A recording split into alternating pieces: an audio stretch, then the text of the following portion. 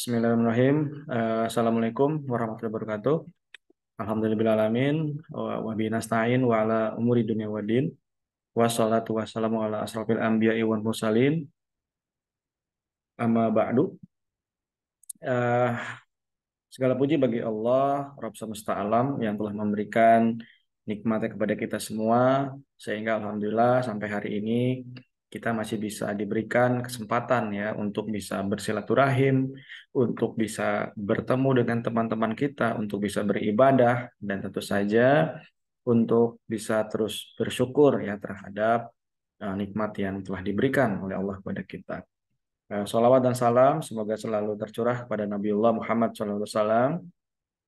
Atas berkat risalahnya kita alhamdulillah ya masih bisa diberikan eh, tuntunan ya, petunjuk ya, teladan untuk bisa menjadi mukmin yang mutakamil ya, mukmin yang menyeluruh kehidupannya sesuai dengan ajaran dinul Islam.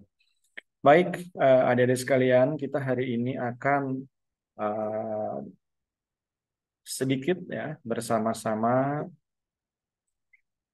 membahas ya materi keempat tentang peran agama dalam kehidupan manusia ya. Nah, agama ini berasal dari bahasa Sanskerta sebetulnya ya kalau di Indonesia. Jadi kalau di Arab sebenarnya tidak ada istilah agama, adanya adalah din ya. Jadi istilah dari bahasa Sanskerta yang terdiri dari a itu tidak ya, agama itu kacau ya. Jadi ya secara umum tentu saja agama adalah suatu aturan ya yang disusun ya untuk manusia agar terhindar dari kekacauan dalam kehidupannya. Jadi tujuan agama pertama adalah untuk mengembangkan, untuk menciptakan ya keteraturan dan ketertiban. Ya. Nah, jadi dalam bahasa Arab ya kayak kita mengenal din ya dia menggambarkan hubungan antara dua pihak. Ya, siapa? Yaitu pihak yang kedudukan lebih tinggi dalam ini adalah Allah Subhanahu wa taala dengan hambanya, kita ya, hambanya. Jadi agama ini ya menjadi ajaran ya, keyakinan dan sistem yang mengatur tata keimanan atau keyakinan kita, ya, kepercayaan kita dan peribadatan kita ya kepada Allah yang Maha Kuasa, ya serta kaidah hubungan kita ya dengan sesama manusia ya dan manusia dengan lingkungan. Jadi memang dinul Islam ini memang luar biasa ya, suatu sistem yang sudah diatur agar bisa terlaksananya suatu ketertiban ya, keteraturan ya antar hubungan manusia, antar manusia ya, maupun manusia dengan lingkungan. Jadi bukan berarti kita ini manusia bisa seenaknya terhadap lingkungan ya. Jadi kita ini ditakdirkan sebagai wali Allah di muka bumi. Untuk apa? Untuk bisa memimpin keberlanjutan bumi sebagai tempat tinggal kita ya sampai hari kiamat nanti ya. Baik. Nah, dari sudut kebudayaan ya, sudut pandang kebudayaan tentu eh, tentu agama dipandang ya sebagai hasil dari suatu kebudayaan. Dengan kata lain, ya kalau dari budaya ya agama diciptakan oleh manusia dengan akal budinya ya. Kemudian eh, dengan adanya kemajuan dan perkembangan budaya serta peradabannya. Jadi dan selanjutnya agama ini tentu ya bentuk penyembahan kepada Allah ya oleh umatnya ya, oleh hambanya ya. Nah, ini kalau dalam sudut pandang budaya ya hanya kepada Tuhan ya, penyembahan kepada Tuhan oleh umatnya dengan pujian, tarian, mantra, nyanyian dan yang lain. Termasuk unsur-unsur kebudayaan. Jadi kalau dalam budaya kan kita sering mengenal ya, kalau eh, keyakinan dan kepercayaan orang kan berbeda-beda. Jadi kalau keyakinan dari budaya ya penyembahan kepada Tuhan itu ya bermacam-macam ya, dengan dari budaya yang lainnya. Ada yang dengan menari, mantra, nyanyi ya dan sebagainya. Tapi ya kalau kita sebagai Muslim tentu saja pandangan kita tidak seperti ini.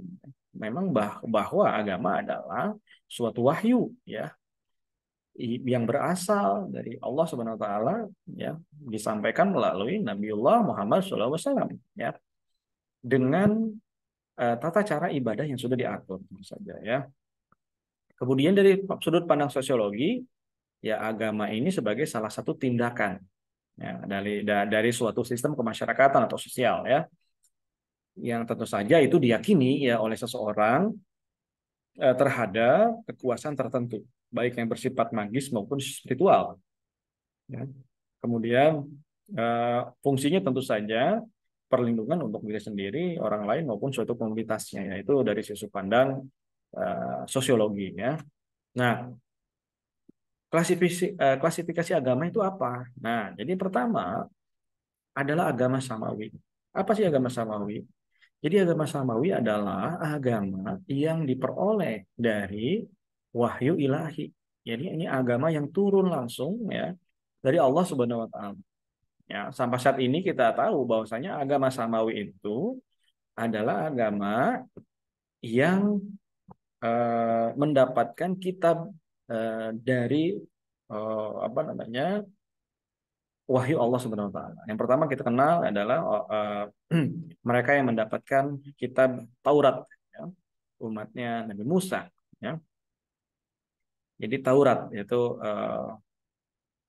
apa namanya, salah satu agama samawi, ya. Kemudian itu juga mengenal Zabur, ya, itu diturunkan kepada Nabi Daud, ya, itu agama samawi juga. Dan yang terakhir, yang ketiga adalah kita mengenal Injil, ya, itu adalah kitab yang diturunkan Allah kepada Nabi Isa.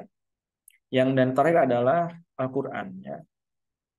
Itu adalah kitab penutup dari semua wahyu Allah, ya. Jadi kuncinya, ya, agama samawi ini kunci penutupnya adalah Al-Qur'anul Karim, ya. Nah, selanjutnya adalah agama Ardli, ya. Agama Ardli ini adalah agama bumi, yaitu agama yang muncul dari pikiran-pikiran atau akal budi seseorang atau masyarakat. Kita mengenal ada Buddha, Hindu, Konghucu, dan lain agama dan kepercayaan lainnya, ya. Itu adalah agama Ardli, ya. Jadi bukan wahyu dari Tuhan, ya. Sebagian besar ini adalah suatu ilham, ya, yang turun dari pemikiran atau akal budi manusia, ya. Jadi itu. Jadi ya kita bisa memisahkan, ya. Jadi sebenarnya dari sisi samawi, dari kitab Taurat, Zabur, Injil, sampai Al-Quran, sebenarnya agamanya satu, yaitu agama Islam, ya, sebenarnya, ya. Jadi eh, semuanya Islam, ya, agama yang turun dari Allah SWT adalah, ya, agama Islam, ya, hanya ditutup oleh Quran, ya, sebagai kitab terakhir, ya, kitab penutup, kitab penyempurna agama samawi, seperti itu. Selanjutnya agama dan spiritualisme. Jadi kita sering menghubungkan antara istilah spiritual, ya, dengan agama, ya. Jadi sebenarnya ini suatu hal yang tentu saja uh, sama tapi berbeda tapi sama. Istilahnya apa? Ini saling mendekati lah, kayak gitu, ya. Yang pertama, ajaran. Jadi ajaran adalah sistem yang mengatur tata keimanan, kepercayaan, dan tata cara ibadat kepada Tuhan yang Maha Kuasa, ya, dengan tata kaidah yang berhubungan dengan pergaulan manusia dan manusia serta lingkungan, ya. Jadi itu yang pertama. Yang kedua, spiritual adalah aliran filsafat yang mengutamakan kerohanian, ya, ruh, ya. Nah, ini kalau dalam Arab, ya, istilahnya adalah ruhaniyah, ya. Kemudian dalam bahasa Persia, ya, istilahnya maknawi, ya, makna, ya. Jadi gimana kita sering mendengar, ya, kita harus memiliki kekuatan spiritual, ya. Kita harus punya hubungan spiritual yang kuat, ya. Nah, itu adalah hubungan kerohanian, ya. Memang biasanya spiritual ini dikaitkan dengan agama, ya, karena biasa spiritual ini spirit, ya, itu kaitannya dengan keyakinan, ya. Jadi banyak sekarang spirit atau mental, ya, itu orang banyak yang terganggu mentalnya, ya. Karena apa? Karena terganggu hubungan spiritualismenya antara manusia dengan pemiliknya, ya, antara manusia dengan Tuhannya. Jadi bisa dikatakan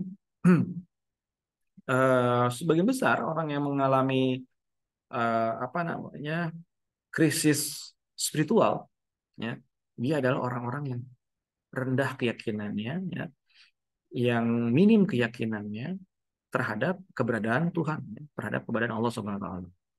Seperti itu. Selanjutnya kita tahu ya bahwa sikap manusia terhadap agama ini bermacam-macam. Ya, yang pertama, orang yang lari dari ajaran agama. Jadi ini kita tahu ya, ini salah satu contohnya adalah orang ateis. Ya. Mereka tidak mempercayai Tuhan. Ya. Mereka lebih mempercayai materialisme. Mereka lebih mempercayai logika-logika berpikir manusia. Ya. Jadi mereka lari dari ajaran Tuhan. Mereka-mereka ini adalah orang em, yang lebih percaya saintis, ya, yang lebih percaya logika materialis yang terlihat oleh mata, ya, yang bisa terasa oleh indera. Ya, itu yang mereka yakini, ya. Yang kedua, nah, orang yang memahami agama tapi menyalahgunakannya untuk kepentingan pribadi ada kelompok. Ini yang paling berbahaya, ya.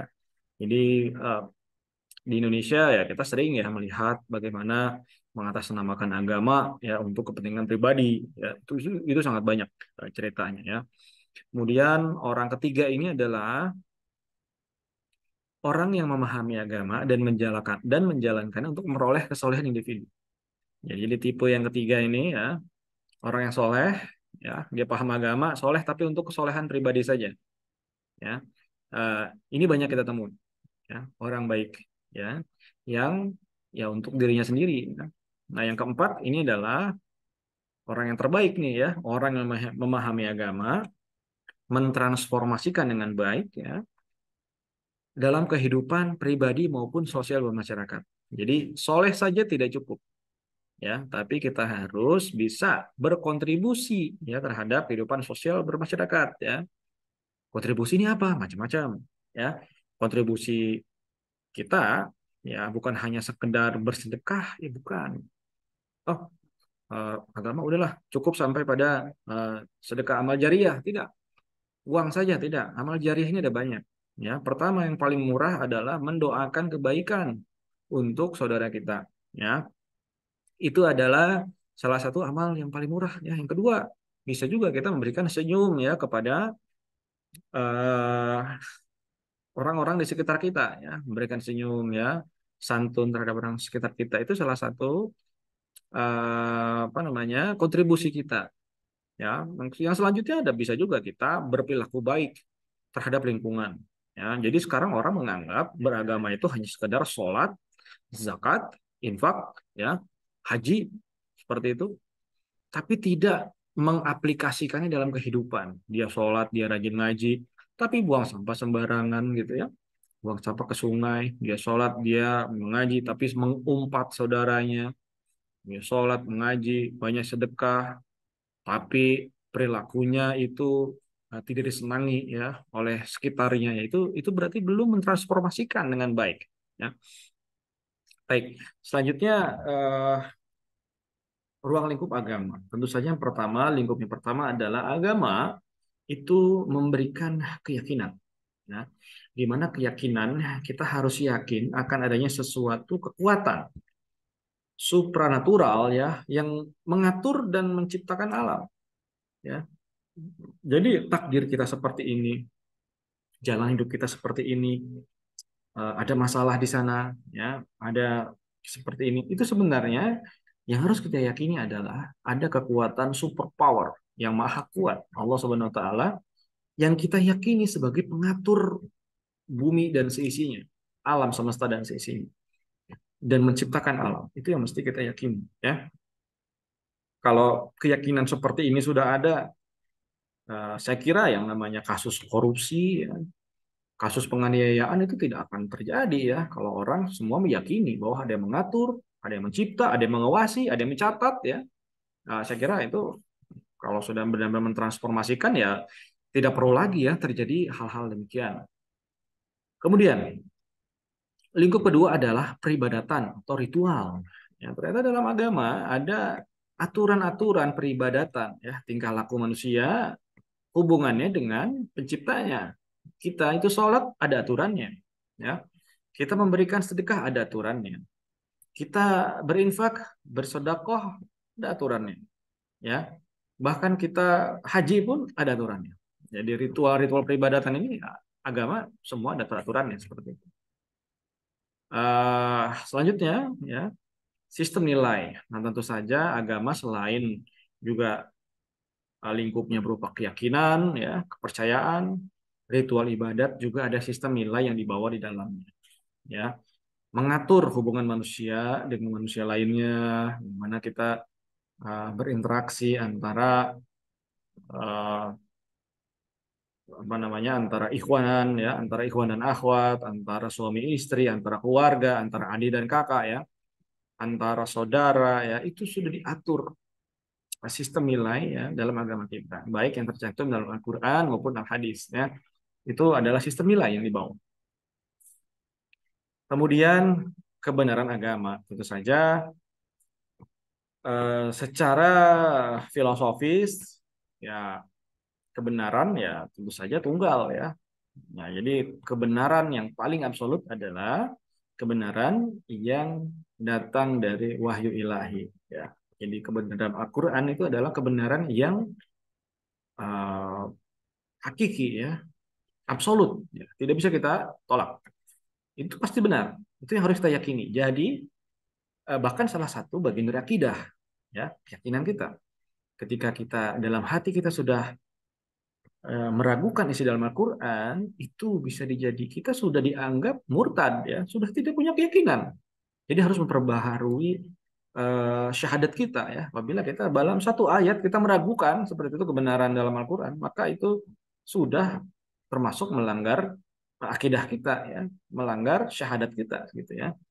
Jadi, nah ini, ya, kebenaran yang apa namanya, absolut, ya, dari Al-Quran, ya, atau wahyu Allah Subhanahu wa taala. Nah, selanjutnya tentu kita mengenal, ya, kebenaran secara sosiologis, ya. Di sini ya tentu saja Islam ya kita anggap sebagai agama yang paling benar, ya. Jadi keyakinan pertama yang harus kita yakini adalah agama Islam adalah agama penutup, ya, dan agama yang sudah disempurnakan oleh Allah Subhanahu wa taala. Sudah disempurnakan, ya. Jadi kalau ditanya yang paling benar, ya benar. Kita agama ini agama paling sempurna, ya. Agama samawi, ya, agama penutup dari semua agama samawi. Kita penutup dari semua kitab yang sudah keluar sebelumnya, ya. Bahkan ya dalam surah Al-Maidah Allah sudah menyampaikan, ya, eh, inna dina indallahi Islam, ya. Sesungguhnya agama yang sempurna dan agama yang sudah dari Allah adalah agama Islam, seperti itu, ya. Baik, eh, tentu saja ya secara sosiologis ini ya kita menjadikan, ya, Al-Quran ini sebagai tuntunan, ya, dengan realitas tertinggi, ya. Jadi ya tentu saja ini ya kita harus ya menerima kebenarannya, ya. Tapi juga, nah, tapi juga nih, ya, meskipun kita meyakini agama kita paling benar, tapi kita juga harus memiliki eh, sifat toleransi, ya. Gitu, ya. Jadi kita harus punya sifat toleransi yang dalam surat Al-Kafirun, ya, lakum dinukum waliyadin, ya. Ya biarkanlah agamamu dan agamaku agama. Ya. Kita yakin agama kita paling benar, tapi kita bukan berarti menyalahkan agama orang lain, tidak. Ya. Yang harus kita yakini adalah kita harus yakin bahwasanya agama Islam dan Al-Quran, ya, itu merupakan agama yang sempurna. Itu yang harus kita yakini. Berhenti sampai di situ, ya, jangan menambah lagi. Oh, yang lain ini agak masalah, ya. Oh tidak, itu pemahamannya terlalu panjang, ya. Jadi pemahaman yang paling kamil yang menyeluruh adalah itu kita yakini agama kita agama yang sempurna, itu yang mesti kita yakini, ya. Baik. eh Selanjutnya kenapa sih manusia beragama, gitu, ya? Jadi memang eh tentu saja pertama karena kemampuan akal budi manusia itu terbatas. orang paling pintar sekalipun di dunia, orang paling kaya sekalipun di dunia, ketika ia tidak punya keyakinan spiritualitas, maka dia tidak akan merasa kosong, ruhnya, ya, ruhaninya akan merasa kosong. Banyak sekali kita temui orang-orang kaya, dia stres, ya. Banyak sekali kita temui para ilmuwan yang sangat cerdas tanpa agama, mereka kehilangan tujuan hidup, ya.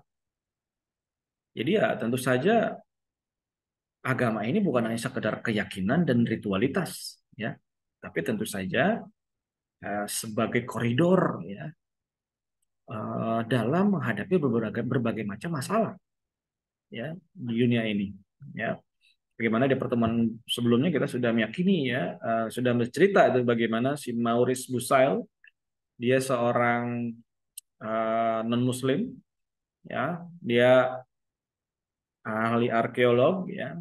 Kemudian dia membaca Al-Qur'an, bahwasanya di situ dikisahkan ada seorang raja Mesir, ya, di zamannya Nabi Musa, dia meninggal karena tenggelam. Akhirnya dia temui, dia cari, ya, di mana sih makamnya, di mana itu rajanya yang keberapa, sampai akhirnya ditemukan, ya, ada salah satu mayat mumi, ya, setelah dicek mumi ini tinggal, ya, sekitar 2000 sampai 5000 sebelum Masehi, dan itu diindikasikan di zaman Nabi Musa. Dicek ternyata kandungan tubuhnya itu banyak mengandung konsentrasi garam.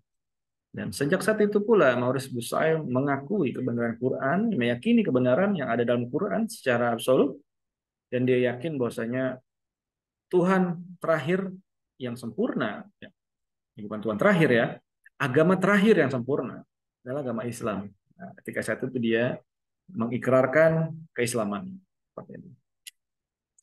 Baik. Ya, ini kita tahu, ya, bahwa mengapa manusia beragama dalam Ar-Rum ayat 30, gitu, ya. Di sini apa namanya? Terjemahnya adalah maka hadapkanlah wajahmu dengan lurus kepada agama Allah, kepada Islam. Tetapkanlah atas fitrah Allah yang telah menciptakan manusia menurut fitrah itu. Nah, jadi gini. Semua manusia yang lahir di bumi, semua manusia, semua bayi itu fitrah, itu Muslim, itu Islam, ya. Tidak ada perubahan pada fitrah itu, ya. Fitrah Allah itu agama yang lurus, tapi kebanyakan manusia tidak mengetahui.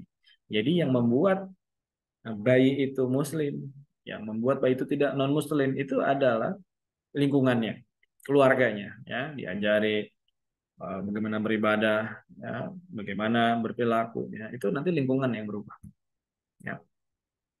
Baik, berikutnya ada 2 video yang bisa adik-adik pelajari, ya. Silakan dipelajari 2 video ini, ya.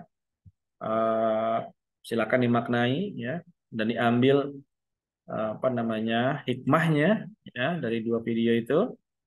Nanti adik-adik bisa menulis, ya, dari hasil video itu bisa memberikan review, ya, dan berikan review singkat, ya, sebanyak 500 sampai 1000 kata, ya. Nanti dikumpulkan ke ketua kelasnya dari 2 video itu. Apa makna di balik 2 video itu? Apa pesan yang bisa Anda dapatkan dari 2 video tersebut, ya?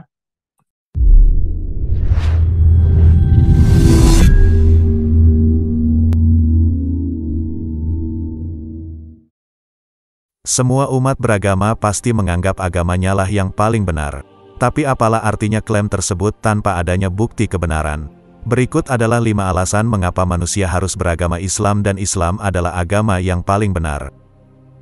Yang pertama, Islam menjelaskan keberadaan Tuhan pencipta alam semesta. Pada awalnya, alam semesta berasal dari titik tunggal yang sangat panas dan padat, kemudian meledak. Ledakan ini menyebabkan materi-materi di dalamnya berhamburan ke segala penjuru. Materi-materi tersebut kemudian berkumpul dan terjadi reaksi fusi atom yang lama-kelamaan membentuk benda-benda langit, seperti planet, bintang, meteor, komet, dan sebagainya. Teori ini ditemukan pada tahun 1920-an dikenal dengan sebutan teori Big Bang. Teori yang paling komprehensif dan akurat berdasarkan metode ilmiah beserta pengamatan yang dipercaya para ilmuwan. Informasi ini selaras dengan isi Al-Quran Surat Al-Anbiya ayat 30. Dan apakah orang-orang yang kafir tidak mengetahui bahwasanya langit dan bumi itu keduanya dahulu adalah suatu yang padu, kemudian kami pisahkan antara keduanya. Dan dari air kami jadikan segala sesuatu yang hidup. Maka mengapakah mereka tiada juga beriman? Namun, para ilmuwan tersebut tidak bisa menjawab bagaimana titik tunggal tersebut tercipta dari ketiadaan. Misteri ini terjawab dalam Al-Quran Surat Al-Baqarah ayat 117. Allah pencipta langit dan bumi, dan bila Dia berkehendak untuk menciptakan sesuatu, maka cukuplah Dia hanya mengatakan kepadanya, jadilah, lalu jadilah ia. Hanya Allah lah yang mampu menciptakan segala sesuatu dari ketiadaan. Ayat-ayat yang semisal ini banyak sekali terdapat dalam Al-Quran. Seperti alam semesta tercipta dalam 6 masa. Meluasnya alam semesta, matahari dan bulan memiliki orbit masing-masing. Matahari bersinar sebagai sumber cahaya sedangkan bulan bercahaya memantulkan cahaya. Perkembangan janin dalam rahim, kulit sebagai reseptor rasa sakit, fungsi gunung, siklus terjadinya hujan, adanya pemisah antara air tawar dan air asin, dan sebagainya. Semuanya dapat dibuktikan dengan teknologi sains modern saat ini, sedangkan ayat-ayat tersebut turun 1400 tahun yang lalu di tengah lingkungan padang pasir, dengan tanpa adanya teknologi. Seorang yang sangat jenius sekalipun tak akan mampu memberikan informasi ini di lingkungan yang seperti itu. Dari mana ini semua? Inilah tanda-tanda keberadaan Tuhan Sang Pencipta. Kami Muslim menyebutnya Allah. Katakanlah, Dialah Allah, yang Maha Esa. Allah adalah Tuhan yang bergantung kepadanya segala sesuatu. Dia tiada beranak dan tidak pula diperanakan. Dan tidak ada sesuatu yang setara dengan Dia. Quran Surat Al-Ikhlas ayat 1-4. 2. Islam mempunyai kitab suci Al-Quran yang tidak pernah berubah dan berlaku sepanjang masa. Kumpulan firman-firman Allah terangkum dalam kitab suci Al-Quran. Kitab yang terjaga keasliannya tanpa ada perubahan sejak 1400 tahun yang lalu. Terjaga dari pertentangan atau kontradiksi di dalamnya. Memiliki susunan bahasa dengan struktur sastra tertinggi. Di zaman itu orang-orang suka bersyair dan masih sedikit orang yang bisa membaca dan menulis. Tatkala dibacakannya Al-Quran, banyak yang terkagum-kagum akan keindahan bahasa dan maknanya. Bahkan salah satu orang yang disegani kaumnya dan sangat membenci Islam kala itu masuk Islam setelah membaca Al-Quran. Orang itu adalah Umar bin Khattab. Al-Quran memberikan informasi masa lalu dan masa yang akan datang, menceritakan sejarah nabi-nabi terdahulu, menerangkan hal-hal yang gaib, dan memenuhi semua kebutuhan hidup manusia baik berupa akidah, ibadah, hukum, muamalah, akhlak, politik, ekonomi dan permasalahan-permasalahan kehidupan lainnya. Dan kami turunkan kepadamu Alkitab, Al-Quran, untuk menjelaskan segala sesuatu dan petunjuk serta rahmat bagi orang-orang yang berserah diri. Quran Surat An-Nahl ayat 89. Al-Quran yang berisi 114 surat dan 6236 ayat diturunkan Allah Subhanahu wa Ta'ala melalui malaikat Jibril secara berangsur-angsur kepada Rasul-Nya Muhammad Sallallahu Alaihi Wasallam, seseorang yang berakhlak mulia dan ummi, buta huruf. Ini sekaligus menepis tuduhan bahwa Al-Quran adalah buatan manusia. Katakanlah, hai manusia, sesungguhnya aku adalah utusan Allah kepadamu semua, yaitu Allah yang mempunyai kerajaan langit dan bumi. Tidak ada ilah yang berhak disembah selain Dia, yang menghidupkan dan yang mematikan. Maka berimanlah kamu kepada Allah dan Rasul-Nya, Nabi yang ummi yang beriman kepada Allah dan kepada kalimat-kalimatnya, kitab-kitabnya, dan ikutilah Dia, supaya kamu mendapat petunjuk. Quran Surat Al-A'raf ayat 158.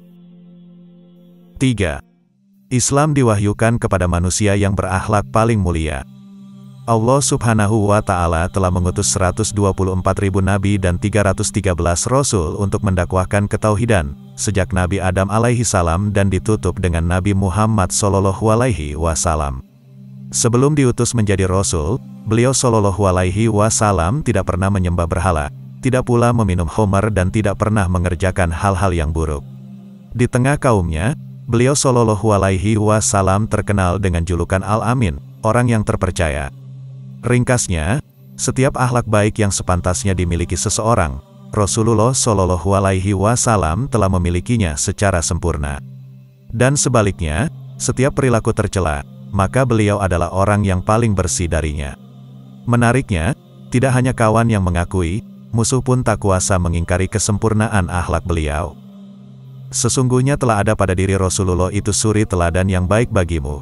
Quran Surat Al-Ahzab ayat 21. Meskipun demikian, masih saja banyak manusia yang menolak dakwah beliau. Mereka tetap pada ajaran nenek moyangnya maupun kepercayaan sebelumnya. Tak segan pula mereka mencela Rasulullah sebagai pendongeng, penyihir, pendusta, penyair, dukun, orang gila, dan sebagainya. Suatu ketika, datang utusan dari kaum kafir untuk membujuk Rasulullah Shallallahu Alaihi Wasallam menghentikan dakwahnya dengan imbalan diangkat menjadi raja, diberikan harta berlimpah, maupun bebas memilih wanita yang disukai. Beliau menolak dan tetap teguh menjalankan perintah Allah mendakwahkan Islam. 4. Islam menyeru untuk berbuat kebaikan dan meninggalkan keburukan. Rasulullah Shallallahu Alaihi Wasallam diutus untuk mengajak manusia agar beribadah hanya kepada Allah saja dan menyempurnakan akhlak manusia. Allah memerintahkan untuk berbuat baik kepada kedua orang tua, menganjurkan untuk bersilaturahim, berbuat baik kepada tetangga, anak yatim, fakir miskin dan ibnu sabil, jujur dan amanah, sabar dan pemaaf, rendah hati, menjaga lisan, banyak bersedekah, menutup aurat, tidak membuat kerusakan di muka bumi, dan sebagainya.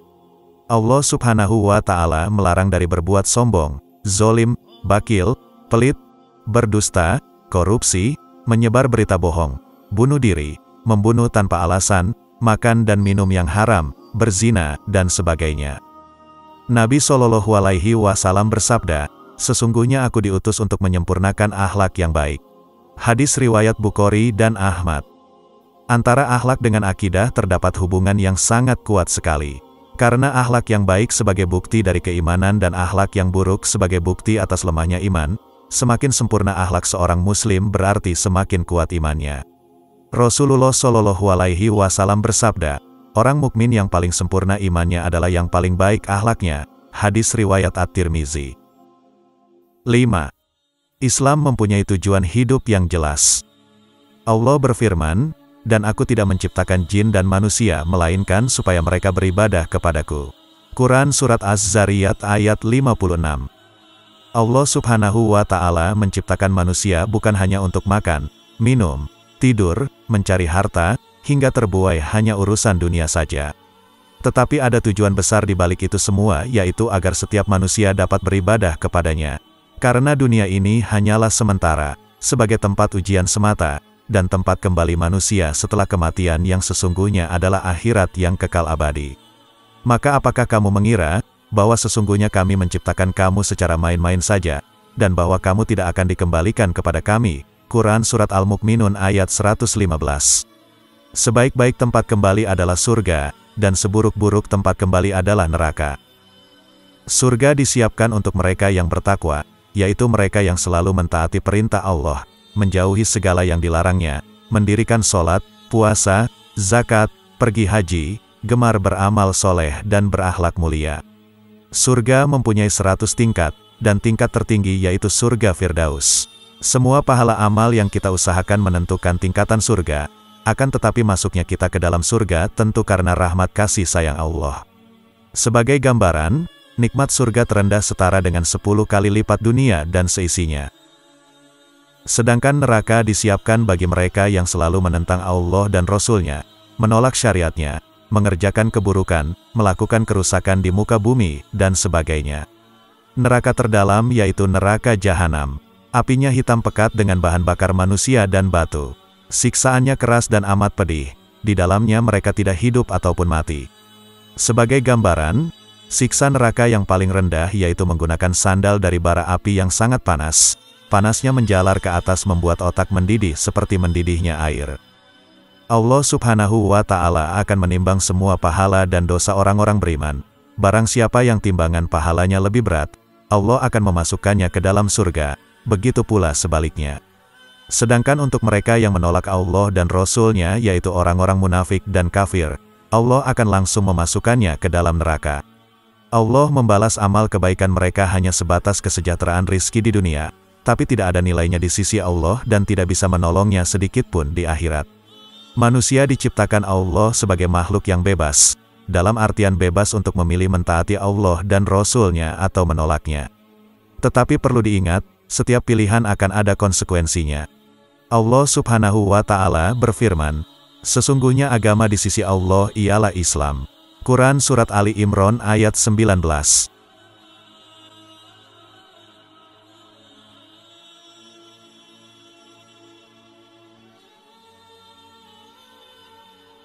Semua agama itu semuanya mengajarkan kebaikan. Jadi apa harus kita berbeda dengan itu? Anda merasa benar sebagai Muslim, sedangkan yang lain juga mengajarkan kebaikan.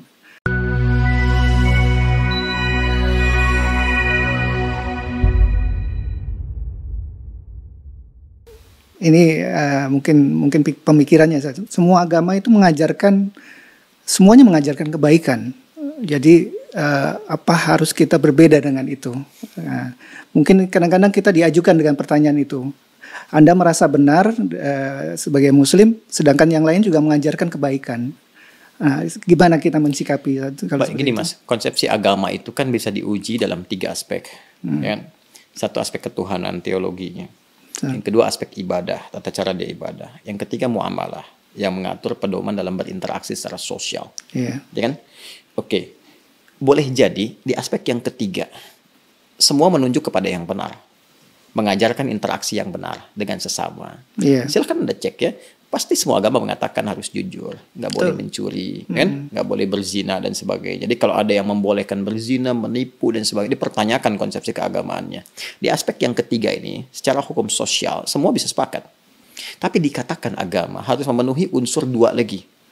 Konsepsi ibadahnya bagaimana? Di agama pasti ada ibadah, karena ibadah itu konsekuensi dari keadaan seorang hamba yang menuhankan sosok Tuhan. Pembuktian dari sifat menuhankan itu adalah ibadah. Harus menyembah Tuhannya. Bagaimana konsepsinya? Caranya bagaimana dia beribadah? Diatur tidak?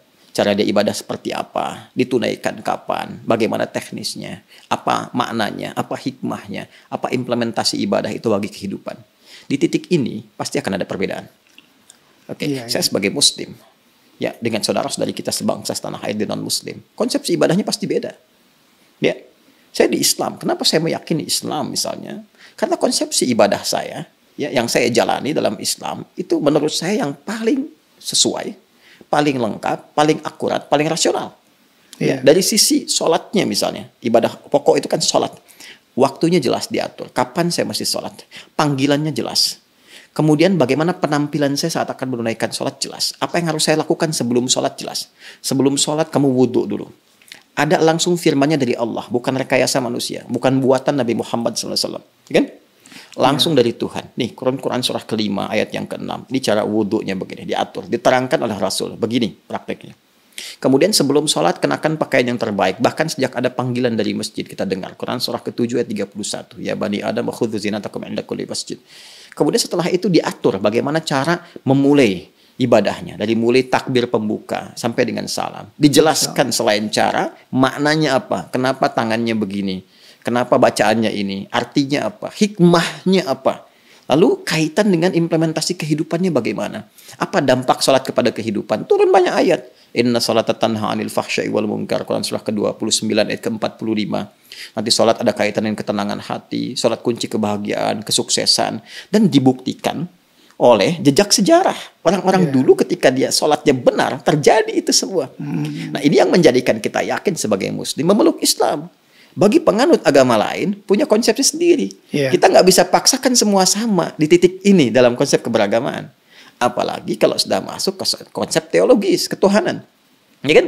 Nah, untuk menentukan agama ini, ya, benar sebagai agama, kan mesti punya konsep ketuhanan. Nah, Islam pun menawarkan kepada kita secara ilmiah dan objektif untuk menguji bagaimana sih standar untuk menetapkan zat itu sebagai Tuhan. Ya kan? Apa ukuran-ukurannya?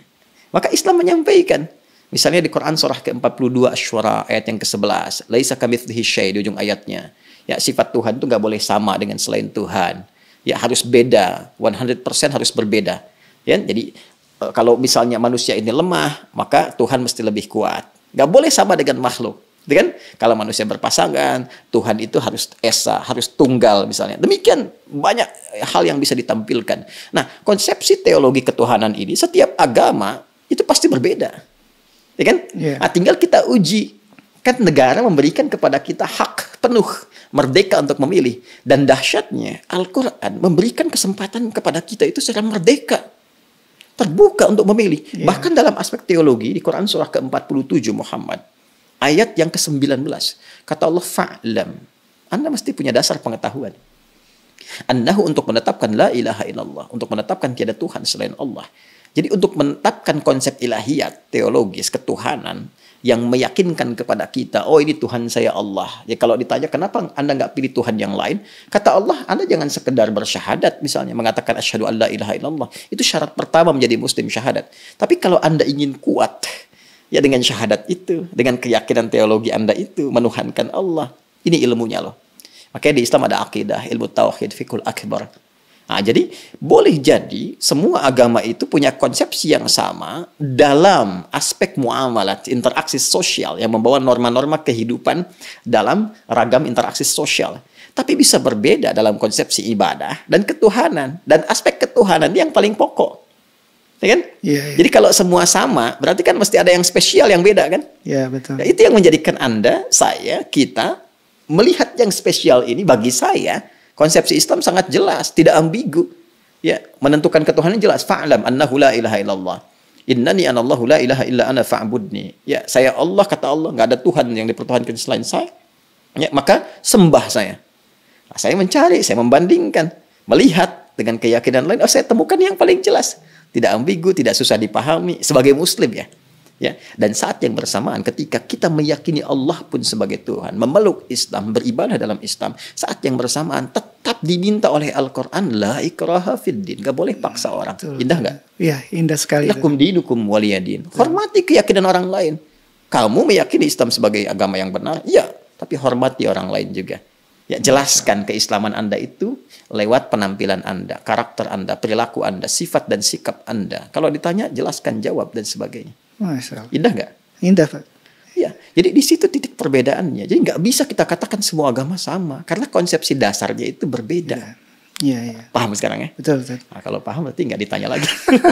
Ya, mungkin kita luruskan, Ustaz. Jadi, Berarti ada yang bengkok. iya. Ya, yang diluruskan pernyataan saya atau ada masalah nih di luar. Yang berkembang sampai Anda angkat kaki gitu.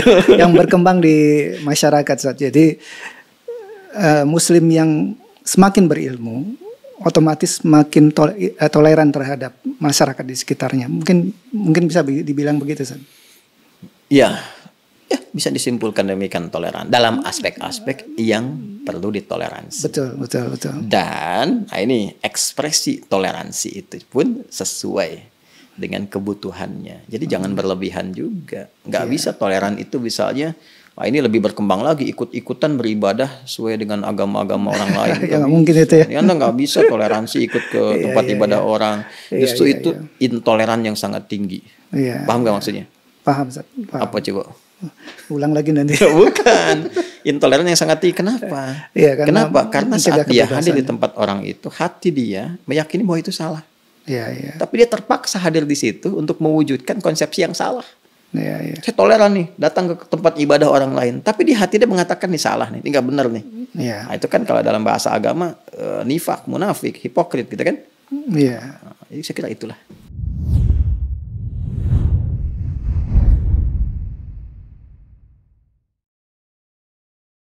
Baik, selanjutnya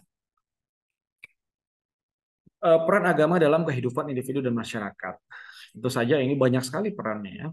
Jadi peran agama dalam kehidupan individu yang pertama kita bisa lihat ya, agama sebagai sumber nilai dalam menjaga kesusilaan. Jadi segala macam nilai yang ada di masyarakat itu sumbernya dari agama sebetulnya. Juga yang kedua, agama sebagai sarana untuk mengatasi frustasi ya. Kita akan bahas nanti ya bagaimana justru orang-orang yang dekat dengan Tuhannya ya, yang memiliki hubungan spiritualitas yang kuat, dia akan relatif memiliki daya manajemen stres yang baik ya. Kemudian agama sebagai sarana untuk mengatasi ketakutan juga sama ya, bahwasanya tidak ada yang perlu kita takuti dari dunia ya. Banyak sekali orang yang takut mati ya, mencari obat panjang umur, tapi sesungguhnya apa yang dilahirkan di dunia pasti akan menemui ajalnya ya. Oleh karena kita harus siap sedia menghadapi ya dunia, apa namanya, kehidupan setelah dunia, ya akhirat nanti. Ya sungguhnya eh, kita di dunia ini hanya mencari bekal, itulah pemahaman utama kita. Bukan hidup selamanya kekal di sini. Ya, justru di dunia ini adalah tempat kita mencari bekal, bukan hidup kekal. Ya, hidup kekal kita nanti di akhirat. Insya Allah mudah-mudahan kita semua dirahmati Allah dan bisa masuk ke dalam surganya ya, insya Allah. Kemudian eh, agama juga sebagai sarana ya untuk menjawab keingintahuan ya. Yang terakhir adalah agama sebagai pembentuk kata hati ya. Insya Allah orang yang dekat dengan agama, dekat dekat dengan Allah Subhanahu Wa Taala, dia akan memiliki kata hati yang kuat. Ya. Dia akan memiliki suara hati yang soleh. Dia akan memiliki bisikan hati yang hanif. Ya. Seperti itu. Jadi orang yang kasar ngomongnya, ya, orang yang kasar perilakunya, itu apa? Karena dia memiliki, ya, tidak memiliki hubungan spiritualitas yang kuat dengan Allah SWT. Baik, fungsi agama dalam kehidupan bermasyarakat yang pertama adalah fungsi edukasi. Ya, di sini kita lihat dalam surat Al-Imran ayat 110, ya. Uh, Terjemahnya adalah kamu adalah umat terbaik yang dilahirkan untuk memberikan manfaat bagi manusia, ya. Kamu menyuruh kepada orang untuk berbuat ma'ruf dan mencegah dari yang munkar, ya. Dan beriman kepada Allah. Sekiranya ahli kitab beriman, tentu itu lebih baik bagi mereka di antara mereka yang beriman, dan kebanyakan mereka adalah orang-orang yang fasik. Artinya apa? Dalam surat Al-Imran ayat 10 ini kita lihat konsep edukatif agama diartikan uh, sebagai cara, ya, pendidikan dan bimbingan moral dengan apa tadi? Menyuruh kepada yang ma'ruf, ya, menyuruh kebaikan, ya. Sebenarnya pendidikan yang kita lakukan saat ini adalah apa? Untuk memupuk kita agar kita bisa melakukan kebaikan-kebaikan di dunia ini dengan berbagai macam disiplin ilmu. Itu sebenarnya ke sana. Kalian yang belajar kedokteran misalkan, intinya apa sih kita jadi dokter? Yaitu, ya, menyuruh kepada yang ma'ruf, hidup sehat, ya, membantu orang yang sakit, ya, dan mencegah kemungkaran, ya, mencegah keburukan. Ya, ada di sini yang sekolah, yang kuliah di ekonomi misalkan, gimana cara kita hidup hemat, ya, bagaimana kita bisa mengefisiensikan uang kita, seperti itu. Itu adalah salah satu mencegah dari yang munkar, ya. Dan tentu saja ayat Al-Imran ini yang menekankan peran umat Islam dalam memberikan manfaat kepada manusia, mengajarkan nilai moral yang positif, ya. Tadi, ya, edukasi dalam bentuk menyampaikan kebaikan dan mencegah kemungkaran. Jadi yang benar itu adalah menyuruh kebaikan dan mencegah mungkar. Jadi mencegah, ya, bukan menyampaikan oh ini nggak baik ya, tidak sampai di situ. Justru mencegah ketika ada ketidakbaikan, hal yang utama kita lakukan adalah kita bisa mencegahnya, ya. Gitu. Selanjutnya agama sebagai fungsi penyelamat. Ya, tentu saja ini keselamatan dalam hal yang luas, ya. Keselamatan, ya, keyakinan, yaitu keselamatan tidak hanya di dunia saja tapi juga di akhirat. Ya, makanya kita bisa lihat salah satu ayat yang terkait dengan ini adalah Al-Baqarah ayat 197, ya. Di sana yang terjemahnya adalah dan siapkanlah bekalmu karena sebaik-baik bekal adalah takwa. Oleh karena itu bertakwalah kepadaku dan orang-orang yang mempunyai akal. Hai orang-orang yang mempunyai akal. Ya. Jadi sebaik-baik bekal untuk keselamatan dunia dan akhirat adalah takwa. Ya. Jadi kalau kita mau selamat dunia dan selamat akhirat, maka kita harus punya bekal yang cukup, bekal yang baik. Sebaik-baik bekal adalah takwa. Ya, bertakwalah pada Allah. Itu sebaik-baik bekal. Ya. Baik. Selanjutnya, fungsi agama yang selanjutnya adalah fungsi perdamaian. Ya, bahwasanya tentu saja tuntunan agama kita diminta untuk mengembangkan, membangun perdamaian. Ya, apa sih damai itu? Nah, kita bisa lihat di sini, ya, surat yang mengantarkan perdamaian saja Salah satunya adalah Al-Mumtahanah ayat 8 ya. Di sini terjemahnya adalah Allah tidak akan melarang kamu untuk berbuat baik ya dan berlaku adil terhadap orang-orang yang tidak memerangimu karena agama dan tidak melarang kamu mengusir mereka dari negeri mereka. Sesungguhnya Allah menyukai orang-orang yang berlaku adil ya, orang-orang yang mencari perdamaian ya. Di sini kita lihat bahwasanya pentingnya berbuat adil ya terhadap orang-orang yang tidak memerangi umat Islam karena agama ya. Islam ini mendorong perdamaian dan keadilan ya dalam berinteraksi dengan non-muslim ya.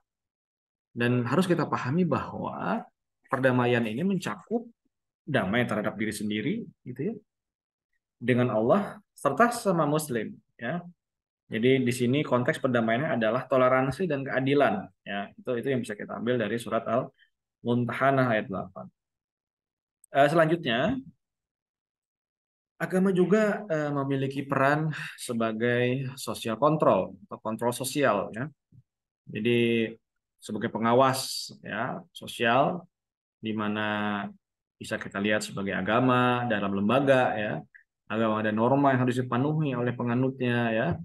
Kemudian secara dogma ya kita harus tahu ya fungsi kritis yang bersifat kenabian ya. Kita harus tahu ya, dogma-dogma yang dibawa oleh Rasulullah SAW ya. Ini bisa kita lihat di surat Al-Hujurat ayat 8 ayat 13 ya.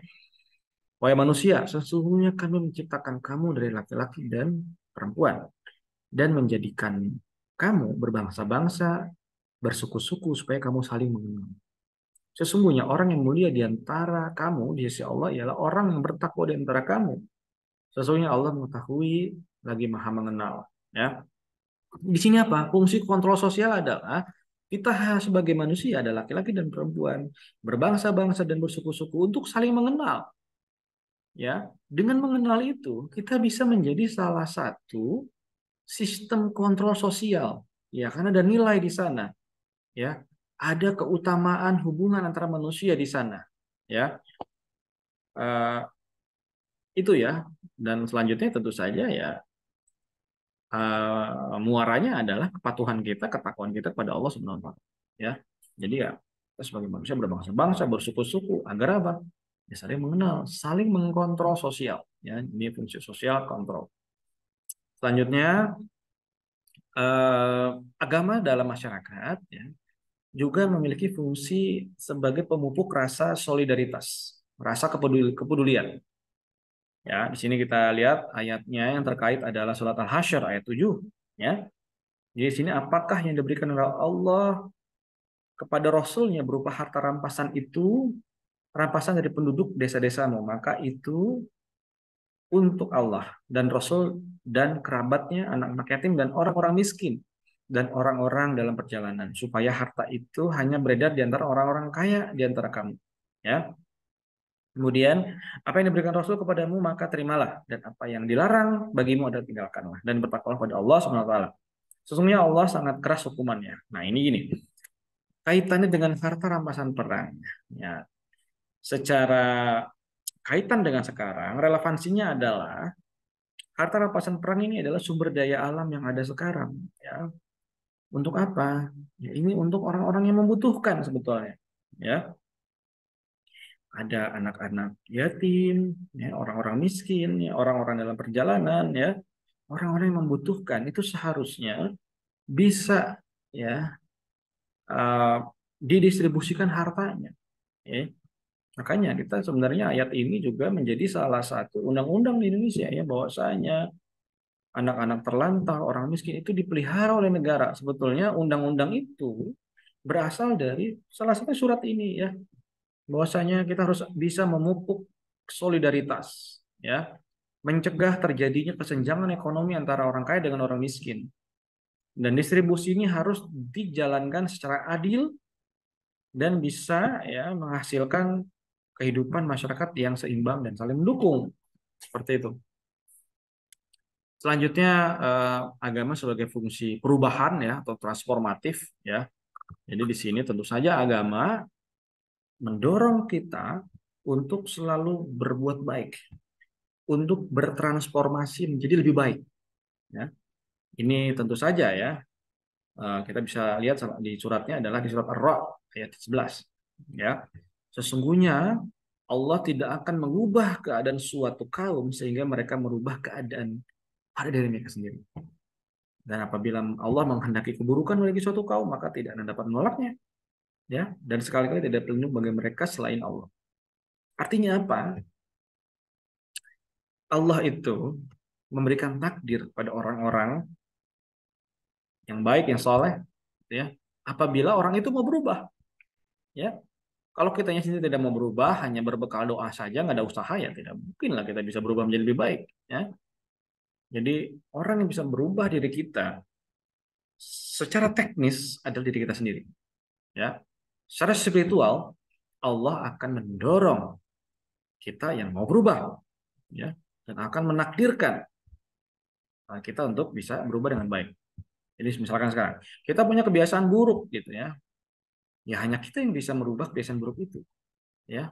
Allah tidak akan merubah suatu kaum, tidak akan merubah kita yang punya kebiasaan buruk kalau kita sendiri tidak mau berubah, ya, keluar dari kebiasaan buruk itu. Baik, selanjutnya adalah agama ya juga memiliki fungsi kreatif, ya. Jadi fungsi kreatif ini kita selalu punya kemampuan untuk berpikir pembaharu, ya. Kreatif itu punya pikiran inovatif, ya. Ini kita bisa lihat ya dalam surah Al-Baqarah ayat 205. Di sana terjemahnya adalah, dan apabila dia berpaling dari yang benar, dia berusaha merusak muka bumi dan membinasakan tanaman-tanaman dan hutan dan keturunan manusia. Allah tidak menyukai kefasikan. Artinya apa? Kita di muka bumi ini ya, tidak boleh merusak alam. Ya, tidak boleh membinasakan tanaman-tanaman dan keturunan manusia. Ya, justru kita harus punya kemampuan kreatif, kemampuan inovatif. Ya, untuk apa? Menghindari kekacauan dan kerusakan. Ya, jadi ada fungsi kreativitas di situ dalam mengelola sumber daya alam yang ada di bumi ini. Ya, baik. Selanjutnya adalah agama sebagai fungsi sublimatif ya. Jadi sublimatif di sini artinya bukan perubahan fisika ya, bukan. Tapi ini mengacu kepada apa ya? Kemampuan kita, keimanan kita, keyakinan kita itu memiliki fungsi memberikan ketenangan batin. Ya, itu sublimatif. Ya, jadi ada energi emosional, energi positif ya untuk bisa mengurangi ketegangan, mengurangi masalah ya dan menyelesaikan konflik ya. Itu sublimasi. Jadi kita lihat di sini surat Ar-Ra'd ayat 28 ya, di sini terjemahnya adalah orang-orang yang beriman dan hati mereka menjadi tentram dengan mengingat Allah. Ingatlah hanya dengan menjaga Allah hati kita menjadi tenang. Ya, itu sudah sangat jelas ya. Jadi hanya dengan mengingat Allah maka hati menjadi tenang. Kalau adik-adik pusing, stres, ingatlah Allah, zikrullah ya. Subhanallah, walhamdulillah, wallahu akbar ya. Zikir-zikir yang bisa menenangkan hati kita ya. Jadi kenapa kita setelah sholat harus banyak uh, zikir ya? Itu intinya adalah kita mencari ketenangan hidup. Tujuan kita adalah ibadah ya kepada Allah. Untuk apa? Untuk mencari ketenangan hidup, kebahagiaan ya. Kebahagiaan hakiki adalah dengan mengingat kepada Allah Subhanahu wa taala, bukan materi, bukan kekayaan, bukan kedudukan, bukan pangkat, bukan ya. Tapi kebahagiaan hakiki adalah kita ketika kita bisa mengingat Allah ya. Baik, selanjutnya ini adalah pengertian-pengertian agama ya. Secara etimologi ya, tentu saja agama dari bahasa Arab ya, yang artinya selamat, sentosa dan damai.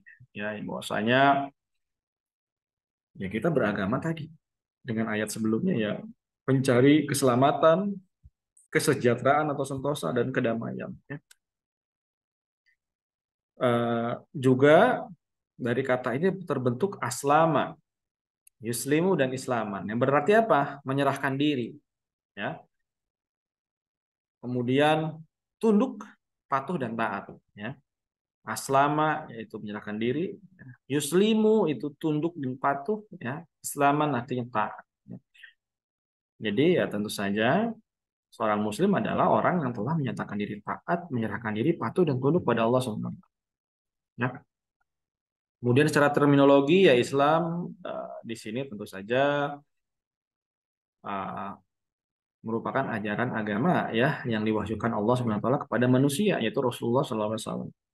Ya, ajaran yang dibawa oleh Islam ya merupakan ajaran manusia mengenai berbagai macam segi kehidupan manusia ya yang sangat lengkap, menyeluruh dan sempurna. Mulai dari tadi ritual kehidupan ya, ritual uh, tata cara kehidupan, ya, interaksi manusia dengan manusia, interaksi manusia dengan Tuhan, ya, interaksi manusia dengan lingkungannya, ya, itu diatur secara menyeluruh ya dalam Islam.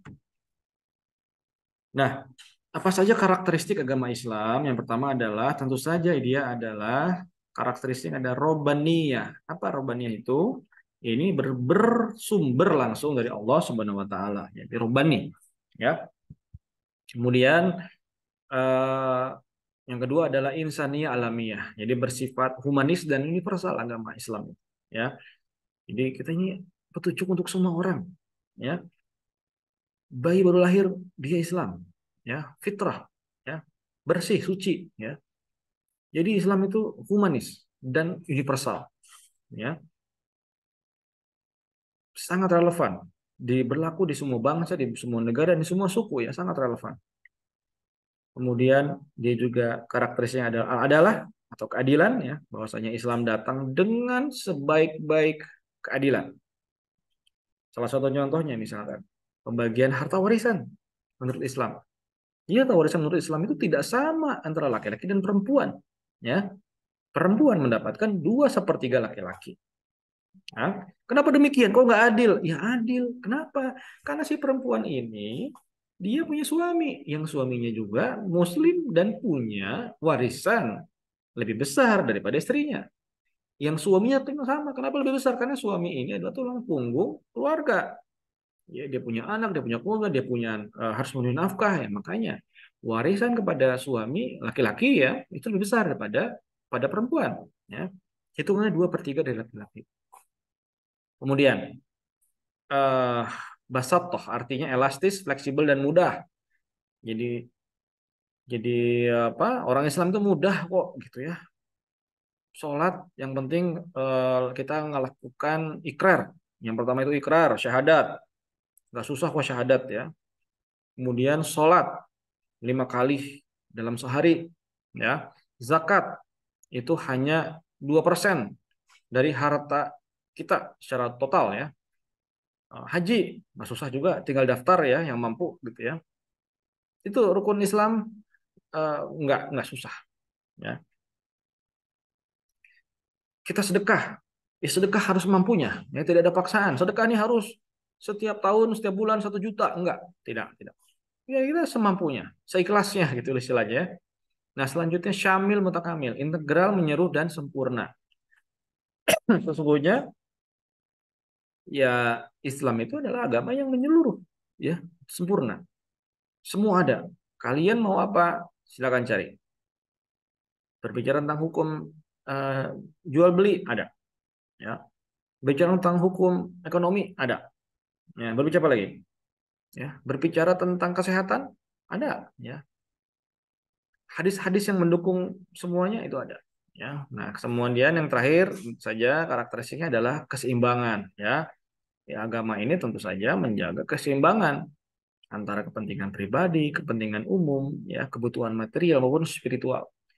Ya, jadi dalam surat Al-Furqan di situ dilihat bahwasanya orang yang dirahmati Allah itu apabila bersedekah itu tidak berlebihan dan tidak juga pelit ya, tapi ke tengah antara dua-duanya ya dalam surat Al-Furqan.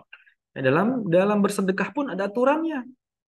Tidak berlebihan, tidak juga kekurangan, tapi tengah-tengah di keduanya. Tengah-tengahnya itu apa? Tengah-tengah kemampuan kita. Ya. Tidak semua, wow, ada uang langsung kita sedekahkan ya, tapi kita tidak bisa menafkahi keluarga. Nah, itu juga nggak bisa begitu ya. Selanjutnya, karakteristik agama Islam tentu saja perpaduan antara keteguhan prinsip dan fleksibilitas ya. Kita punya keteguhan prinsip ya, tapi kita juga punya fleksibilitas ya. Dalam hal apa? Ya, tentu saja ya ketika ada perubahan dalam masyarakat ya, ketika ada perkembangan teknologi ya kita harus fleksibel dengan hal itu. Ya, dulu misalkan di zaman Rasulullah tidak ada itu namanya handphone ya, tidak ada namanya mikrofon ya. Nah, sekarang sebagai umat muslim ya kita gunakanlah mikrofon itu untuk dakwah. Handphone itu kita gunakan apa? Ya untuk berdakwah, untuk menyampaikan kebaikan, membuat konten-konten video kreatif terkait dengan kebaikan, ya bukan menyudutkan orang, bukan gibahin orang, ya bukan menjatuhkan orang, bukan, tapi itu buatlah konten-konten kreator yang soleh, ya, yang bisa memberikan inspirasi kebaikan kepada orang lain. Kemudian tentu saja nih ya agama Islam itu karakteristiknya adalah graduasi atau berangsur atau bertahap, ya. Hukum Islam ini ya tidak langsung seluruh turun apa kita istilahnya gini. Dalam beribadah kita juga ada tahapnya ya, berangsur-angsur gitu ya. Misalkan gini, ibadah sholat sunnah. Kita yang masih belum siap ya, misalkan oke, sholat sholat sholat sunnah rawatib misalkan yang tadinya kita setiap apa nah kan itu ada banyak ya. Ada yang 4 rakaat sebelum subuh ya, kemudian 4 rakaat sebelum zuhur, ya, setelah zuhur 2 rakaat sebelum zuhur, 2 rakaat setelah zuhur, 4 rakaat setelah asar, ya, 4 rakaat setelah maghrib dan 4 rakaat setelah isya, misalkan. Wah, kita nggak bisa nih semua, harus bertahap, ya. Oke, ya Allah, saya mau bertahap nih, mau berazam sholat sunnah. Yang paling gampang ya Allah, habis zuhur aja deh, ya sebelum zuhur nih, ya, sholat sunnah rawatib. Kalau nggak sebelum subuh ya, misalkan satu dulu nih, ya, bertahap. Sebulan, 2 bulan, 3 bulan, itu aja terus. Ya. Nanti bulan kelima, bulan keempat baru kita, ya Allah, nih zuhur, saya mau nambah. Ya, itu bertahap. Ya. Terus sampai asyar, maghrib, isya, lengkap, udah siap ya. Baru kita bisa dapat ritmenya dengan baik ya. Beribadah dasar bertahap-tahap ya, tidak harus break, semua harus bisa, harus laksanakan enggak. Bertahap ya. Sama hal dengan sholat, sama halnya dengan saum sunnah ya. Kita punya target nih Senin Kamis terus seminggu 2 kali ya. Kalau yang tidak kuat jangan terlalu ngoyo ya. Ya sebulan cukup sekali dulu deh ya, sebulan sekali sampai dapat enak gitu ya, badannya udah pas, saumnya kuat, nambah sebulan 2 kali ya. Awal bulan akhir bulan, kemudian nambah lagi sebulan 4 kali ya, seminggu sekali. Kemudian kalau sudah kuat sebulan 8 kali ya, setiap minggu kita saum, setiap minggu kita saum. Makin kuat lagi puasa Daud ya, sehari puasa sehari buka, sehari buka. Itu kalau makin kuat ya saum. Itu salah satu contoh ibadah ya, harus bertahap dan berangsur-angsur. Selanjutnya adalah Islam juga ajaran yang argumentatif ya. Jadi apapun itu bisa diargumenkan ya, bisa menjadi bahan diskusi ya, dan bisa diterima dengan akal sehat ya. Hadis dalam Al-Qur'an itu adalah rasional religius ya. Ada perintah tapi dia ada unsur akal sehat di sana ya. Tidak ada perintah Allah itu yang nggak ada kaitan dengan akal sehat, semuanya berkaitan religius dan rasional ya. Baik, teman-teman sekalian, jadi untuk pekan ini ada tugas dua ya. Yang pertama, Anda memberikan review terhadap 2 video yang sudah saya berikan tadi ya. Kemudian silakan diskusi dengan teman terkait materi yang sudah dibahas tadi ya. Pertanyaannya apa? Pertanyaannya adalah apakah agama merupakan persoalan pribadi atau persoalan publik? Nah, ini silakan diskusikan ya. Nanti jawabannya silakan kalian kumpulkan ya secara digital ya. Kalian bikin saja tulisan, di save di Google Drive dan disampaikan kepada ketua kelas kalian ya. Oke, demikian kuliah kita hari ini. Semoga bermanfaat. Yang kita tutup dengan doa kafaratul majelis. Subhanakallahumma wa bihamdika asyhadu alla ilaha illa anta astaghfiruka wa atubu ilaik.